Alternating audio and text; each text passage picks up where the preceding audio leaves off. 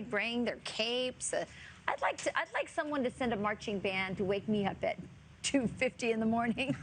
I guess that's how the infield feels right now. That is. Well, if Pete didn't introduce us to you, our names are on our chest as we're wearing our Charlotte Motor Speedway race jackets this morning for the Coca-Cola 600. We've had a great time this morning. We've been showing you the winner's jacket, the winner's ring, the winner's watch, and the winner's trophy, along with bragging rights, as Pete points out. It's an awesome race. It's the longest race of the year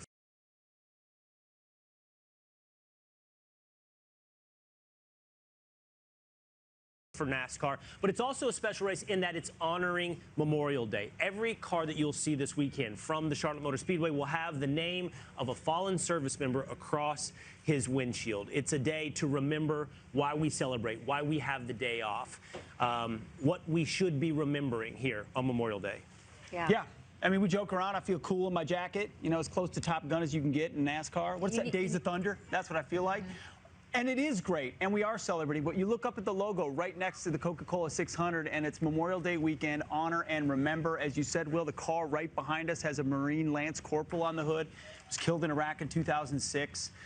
This is a celebration, but it is also a reflection. And NASCAR does it so well. Charlotte does it so well, keeping the focus where it ought be. I said yesterday when I was up on top of my RV, living the life, watching the truck race, they pray in the name of Jesus Christ before the race. Love it. Say the national anthem, flags flying everywhere. This is a sport that loves God and country for sure. Yeah, and imagine what it feels like to be the family of that fallen hero and have their name on that car. Just pretty awesome. Yeah. Pretty As Rachel's talking, you might see right there in the background, there just went the Fox Weather Beast, and that means that is Rick Reichmuth. He's going at a good clip. He is going at a clip. Let's check in with Rick inside the Fox Weather Beast right now. Rick. Okay, if you knew how quickly we just got up here and suddenly I'm driving around the track, never having driven around the track in this like probably $300,000 vehicle that Fox put together, and I am certain that I'm going to be in trouble or fired by the end of this, or dead, one or the other. One of those options is probably going to be what happens here. But this is amazing. I'm driving around the Charlotte Speedway right here at 90 miles an hour in this truck, and I'm about to go over turn, my guess is it's turn 3, and thinking I probably should slow down, but I know I shouldn't, and everything could go wrong right now. This is feeling scary and absolutely amazing, and it's why I love this job, because occasionally you get to do these things that you think, how in the hell did I ever get to do this in my job, where I'm driving around the Charlotte Speedway right now. There you go, crossing the finish line, and I'm on lap 3. This race, by the way, 400 laps around this track in this Coca-Cola 600 tomorrow. Absolutely unbelievable, guys. Laps because it's a mile and a half around the tracks. Rick, I'm impressed. By the way, not only are you going fast, we're right here, we can see it. Yeah. But the shot inside the beast there, you look calm as a cucumber. He's got one hand on the wheel. He says he's worried about it. Going around those embankments, your stock just went up. I love stock it. just went up. They only let Will use a simulator, but they let Rick into this beast. They let Pete drive a car. What's going on, Will? Maybe your characterizations of us are wrong. Maybe. Good. All right, Rick. Really cool. Enjoy that trip. Serious embankments there too, Rick. You're right. Sometimes they don't. No training required. There he goes by one more time. There he goes. He's coming around one more time. He's getting a little too confident. I'm getting nervous. Let's cut away before things go sideways. All right.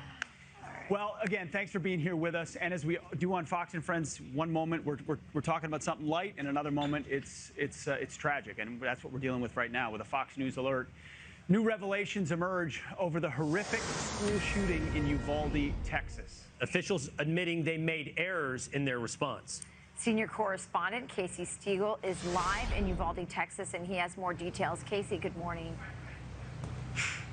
Rachel, Pete, Will, good morning to you. Yeah, this story just gets more heartbreaking with each turn. Uvalde Town Square back here behind me has become a makeshift memorial. There are white crosses back there representing each of the lives lost in this tragedy. Balloons, flowers, signs, a constant stream of people flowing through here, even when we got out here at 4 o'clock this morning. Meantime, we want to show you this picture because, of course, we also have an investigation investigation underway with this tragedy. This police-provided map shows the gunman's path that morning in yellow, approaching Robb Elementary School's northwest entrance, firing, then going in a door that was apparently propped open, and then the deadly rampage ensued. Texas Governor Greg Abbott says he is fuming to learn with everyone else that it took responding officers so long standing inside the school for at least 45 minutes trying to devise a plan. Remember, it was ultimately federal agents who took the suspect down. Listen. You know, a decision was made that this was a barricaded subject situation. There was time to retrieve the keys and wait for a tactical team with the equipment to go ahead and breach the door and take on the subject at that point. That was the decision, that was the thought process at that particular point in time. For the benefit of hindsight, where I'm sitting now, of course it was not the right decision. It was the wrong decision, period. There was no excuse for that. Yes, I was misled. I am livid about what happened. And as everybody has learned, the information that I was given turned out in part to be inaccurate. Eyewitness reports say the killer told people good night as he shot some of them, and he was somehow playing music as he opened fire. When he went in the classroom, he said, "You're all gonna die," and he just started shooting. I was playing dead, so he won't shoot me. He came in and he crouched a little bit, and he said, "It's time to die." I read a report this morning that a young girl smeared blood of one of her classmates on her face so that the shooter would think that she was dead. You can only imagine what these poor children are going through. President Biden will be here tomorrow. Back to you. All right, Casey, thank you for those latest horrific details. Unbelievable. That's what they are, horrific details. And we've been talking about all morning. We talked about before the show. There's new things to learn. What did we know beforehand about the shooter? What happened on the scene? But ultimately, it is just sheer devastation, horrific depravity of one individual who clearly, to the very end, was devoid of a soul, whispering that to young fourth graders. Yeah, it's just unbelievable. You see that young little boy, you just wonder, you know, how many, all of these children are going to be traumatized, whether they were in that classroom or near that classroom. This whole town is traumatized, and it's devastating. Every turn of the story gets worse and worse. So. Yeah, let's bring in Texas Lieutenant Governor Dan Patrick, who joins us now on the program. Lieutenant Governor, thank you for being with us this morning. Good morning. Let's just pick up right there. You know, we've been able to hear from you for over the last couple of days. Just want to get your reaction to those latest details. So, you know, this has been a long road. We've had, since I became Lieutenant Governor and Governor Abbott was elected back in 2014, we've had 5 shootings now. Walmart, Sutherland Springs, Odessa, Santa Fe, and this shooting. 90 or so people killed. Plus, we've lost over 50 of duty killed by violent criminals. So this takes a toll on us. And when we sit down with law enforcement, we expect to be told the truth in our briefing. I was in the briefing with the governor and Senator Cornyn and Senator Cruz and about 20 other people on Wednesday before we held our press conference. And we were told a different set of facts than we now know. And whether that was purposeful or whether that was because people, and that was about 24 hours after the shooting, because they were still in a state of chaos and maybe had not had any sleep and were in shock and misremembered things. The bottom line is we have to have the facts and the truth, because it only makes the situation worse for the families when they hear changing stories, and particularly when they heard about this 45-minute delay, or a security officer who wasn't there even though we were told he was there. And the governor, as he mentioned yesterday, took copious notes along the entire, I was sitting next to him, he took copious notes. We all asked questions, and we were told a different story than we now know. And so the families are angry. Governor, they have a right to be angry. Yes. And so to clarify, Lieutenant Governor, whether or not you were misled, whether or not it was a lie, whether or not it was a mistake, you were told a different story. What story was it that you were told? Well, we were told that there was a security officer and they were a little hazy on how the engagement went, but that a security officer was there. Well, it turned out he was not on campus. He drove onto the campus, but he was not on campus as we were told and led to believe. No one mentioned the fact that there was this 45-minute to an hour hold by the chief of the police of the school district while there were still shots being fired. Now, we believe that most of those shots were being fired into the door or the wall to hold back law enforcement, but we don't know. And so imagine the parent who has to go through this for the rest of their life. And they will be thinking, was my child still alive and could have been saved? So that was another fact that we weren't told. And so this is heartbreaking. This is horrendous. And I've been, as I said, with these shootings, one of the parts of this job that you don't ever want is to have to go to a funeral of particularly a child, but anyone killed in a shooting, or one of our police officers killed in the line of duty. And you know, we've had a lot of funerals, a lot of memorial services, and a lot of hospital visits. So I take this personally, and I know the governor takes it personally. And for me, it's 140 or 150 people killed in Texas in the last 6 or 7 years of collective anger when we're not told the truth. Lieutenant Governor, ultimately, now that we do know the information and Yes. we think we know better what transpired, Yes. did the police act the right way based on what they knew? I mean, with a full appreciation of what law enforcement does, Yes. we know that. Based on what you know, did they follow the right protocols to try to get those kids? No, Colonel Steve McCraw, head of our state troopers who took over the investigation after the fact with the Texas Rangers, they were asked to come in and investigate this. He was right yesterday. They did not follow protocol.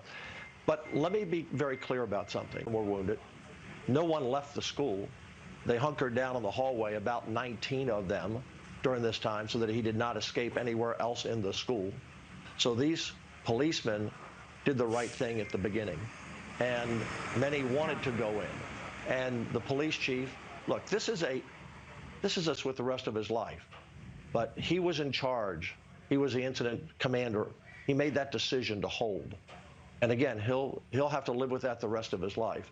But make no mistake, no policeman ran out. They stayed. And in the end, by Border Patrol, or a combination of people led by the Border Patrol, went in against this assault weapon. And you know, Pete, you know that when you go in there, 1, 2, 3, or more of them could have been killed. So the police individuals did the right thing and were brave. And I know the people outside, the parents, were hearing these shots, and some thought maybe the police were not doing anything. But it was the decision to hold that was the mistake, that did not follow protocol. It was the security officer not on the campus that was the mistake. It was an open door held by a rock that allowed that person to get it. And look, and that teacher will live with that decision also. But my focus through this, and when we had the press conference on Wednesday, the mic was being handled from the governor to introduce me to speak, and that's when Beto O'Rourke stood up and made a total ass of himself. And what offended me was not that he interrupted me speaking. What offended me was that he put himself above these families. And so that's my only focus. And I said at the time when they ushered him out, I said, can't we spend just a day or a week focus on these families and the pain? The pain is unimaginable.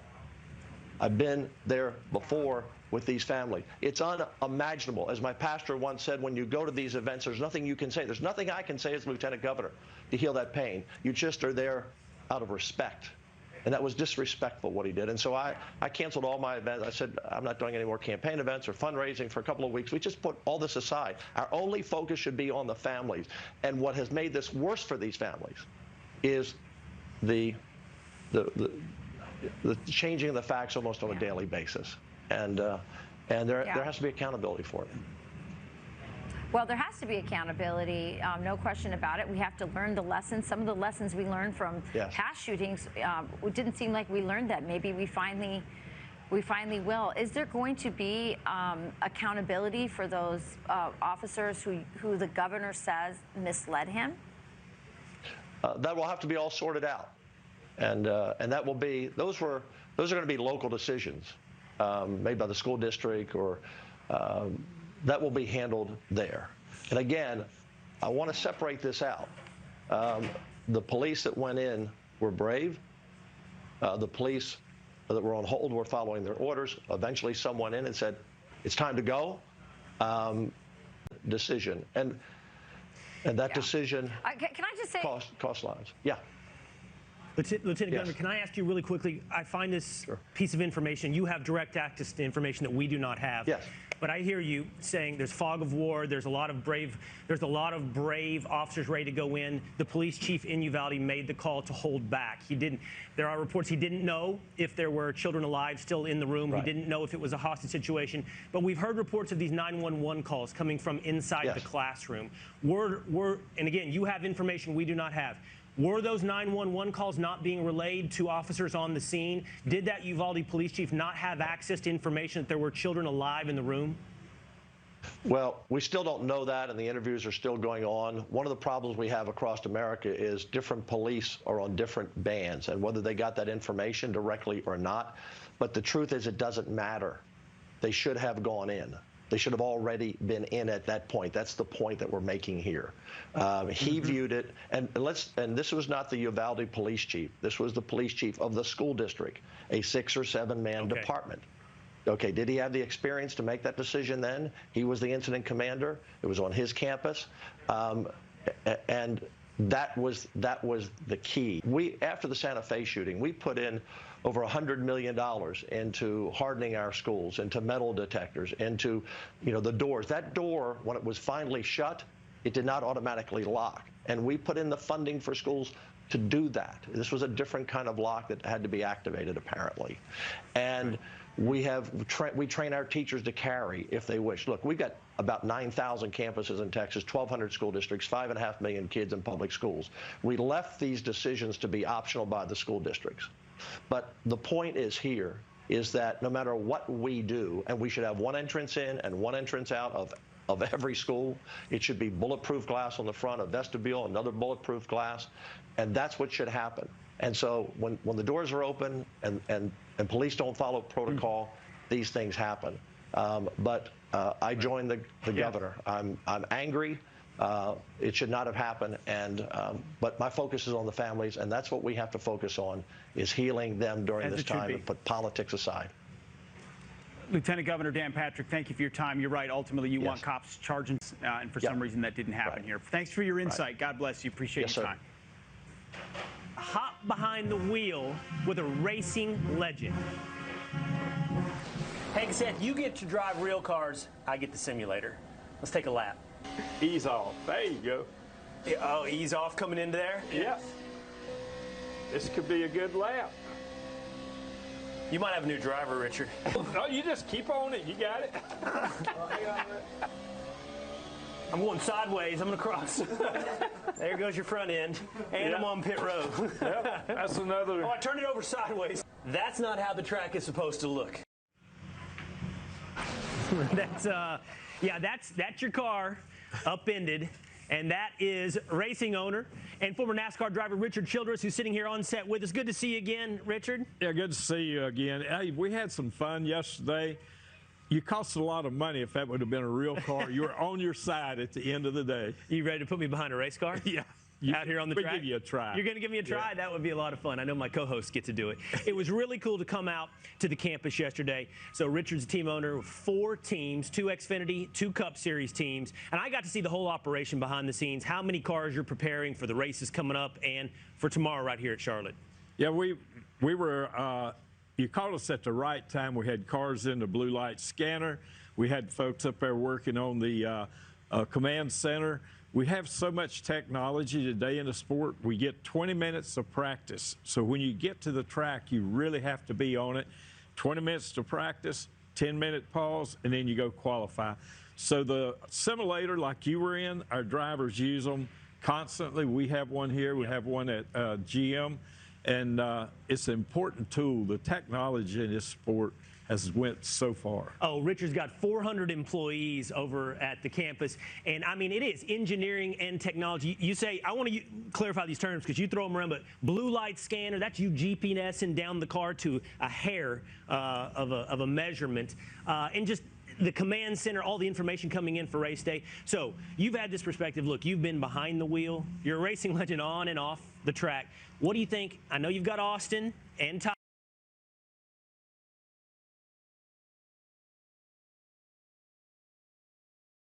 on the track tomorrow, the 3 and the 8 car. What's going to happen tomorrow? Tomorrow night. You know, they put sealer on the racetrack. I watched the truck race last night. It the groove began to move up. You're going to see some good side-by-side racing with that sealer, I feel. And I think it's going to be a great race. And the weather, we couldn't have asked for a more beautiful day. And what a great weekend, Memorial Weekend. Oh, it's Memorial Day weekend again. Just a reminder, it's going to have a fallen service member on the windshield of every car. I know both of your cars, all 4 of your cars have that. In reminder of what this weekend is really about. Yes, and we have the Gold Star families here. And, man, the sacrifices that has been gave for all of us to be able to do what we're doing today is incredible. So Richard had us out. It was awesome. He took us to the winery afterwards, by the way. We had a good time at his winery right here outside of Charlotte. It's been a lot of fun hanging out with you, Richard. I really appreciate it. Thank you, sir. All right. Thank you for what you do for this country. Thank you so much. By the way, don't forget, Coca-Cola 600 on Fox tomorrow, 5 p.m. Eastern Time. All right, still to come, inflation and high gas prices are serving up a double whammy for food trucks. That's not stopping them from dishing out delicious treats. We'll hear from 2 food truck owners live from Little Pig Way.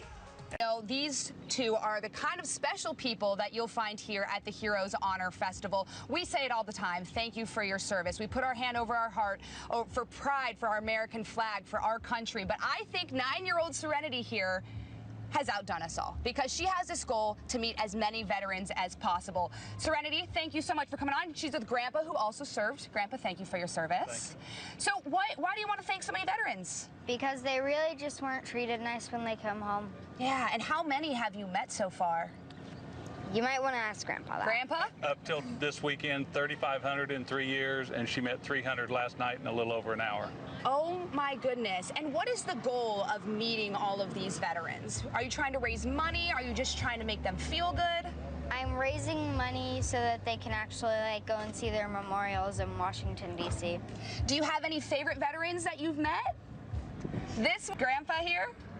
Grandpa, what does it mean for you? I mean, you served, you put on that uniform, and when you're fighting for this country, you're fighting for the future generations so that they can have the freedoms that they experience. And here your granddaughter is she making you proud? How is she representing those future generations? Oh, yes. I was never deployed, but I grew up watching what happened with all the Vietnam veterans when they came home. Even though I was little, I knew it wasn't right, and I couldn't be more prouder than her. And what do you give to them, Serenity, when you meet them? I give them a little bracelet. What's this say? It says, "Welcome home, veteran. Love, Serenity." Love, Serenity. And how can people donate to your cause? For her fundraiser, you can go to her Facebook page, Serenity Honors, and there's a link that takes you to the Honor Flight Network site where they can make a donation. And this goal is about $150,000 is what we're trying to reach. She's raised about $70,000 over the last 3 years of her fundraising. Absolutely incredible. Thank you, Serenity. Thank you so much. Good luck on your venture to meet all these veterans. You're going to be great. Thank you very much. All right, you guys can join us here from Daytona International Speedway, or if you can't make it, you can check it out on Fox Nation. All the events start live at 1:30 p.m. And if you don't have Fox Nation, active duty military and veterans get their first year free. So sign up at foxnation.com. Pete? Serenity, talk about a girl with a perspective. Abby, thank you so much. A great event there. And again, the promotion at Fox Nation for a Grateful Nation military and vets, free year of Fox Nation. Go to foxnation.com. Something else you can catch on Fox Nation is America's Top Ranger. In fact, tomorrow night, 10 p.m., it's going to air on the channel, a condensed version, because it's 3 episodes over 3 days of nonstop, grueling combat simulation. You want to watch, you can get a preview tomorrow night. If you want to watch the whole series, it's available right now on Fox Nation. 3 days. I break it down from the desk and throughout Fort Benning. And then you got Joey Jones and Abby Hornacek as well at each event, following the best of the best as they try to become America's Top Ranger. Something you can watch with your kids on this Memorial Day weekend, and they'd soak it up. Absolutely. All right, well, inflation double whammy It's hitting food truck owners with the cost of gas and food reaching record highs. But that's not stopping our next guest from serving up some delicious food on the... Rachel is live from Little Pig Town outside the Speedway, along with Manthel Boone from Tar Heel Smokehouse and Vicky Scott from Flip Flop Rob's Barbecue. Take it away, Rachel. All right, thank you. This is actually my favorite part of the racetrack right here in Little Pig Town. And these are two great food trucks. Really quick, you're serving barbecue in a cup? Yes. Incredible stuff. And you've got on the menu today? We have wings, we have pulled pork, and smoked sausage. All right, so, listen, it is not easy to have a food truck now. You're getting hit with high food costs. You're getting hit with gas prices. You're getting hit with diesel. Explain that. So we have diesel on the truck, and we do propane as well for our deep fryers and things of that nature. So it's just the prices increased almost double. It is over double than what it used to be at this time last year. Vicki, tell me what you're doing to mitigate some of these costs. Well, just being more careful, choosing what events you can do, picking, like, you kind of have to get away from some of the small...